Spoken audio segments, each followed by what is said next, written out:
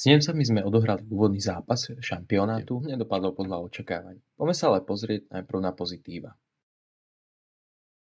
Ešte pred pokračovaním videa chcem povedať jednu novinku. Spolu s kanálom Na Puku sme založili nový Discord server, takže budem rád, ak sa tam pripojíte. Môžeme tam pokecať o rôznych veciach, či už o Extralige, NHL a ostatných veciach. Budem rád, ak dojdete. Juraj Slavkovský a jeho 2 asistencie by bolo pekné pripomenúť. Formu z Montrealu si očividne odniesol aj na šampionát. Až 4 góly potvrdili, že máme strelcov. Menovite Marek Rivík, ktorý najprv znížil z 0-2 na 1-2 a obranca Fehervári vyrovnal 2-2.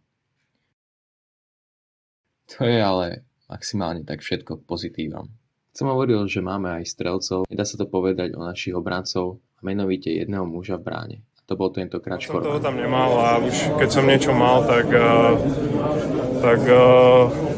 bolo to z takých nepríjemných pozícií a úplne som sa nedostal do zápasu skrz to, že nemali až tak veľa striel. Som veľmi zvedavý, ako sa s tým popasuje Craig Ramsey a jeho tím.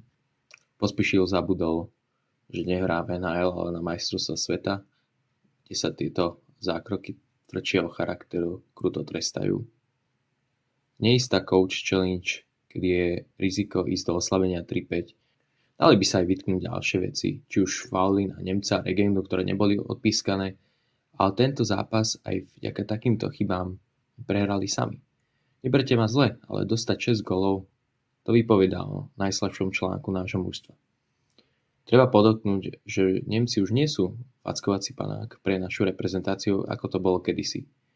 Minulý rok získali striebro a ukázali opäť svoju kvalitu dnes na ľade. Budem rád, ak zvážiš odber tohoto kanálu. Už ti potom neutečie žiadne nové hokejové videá. Čau.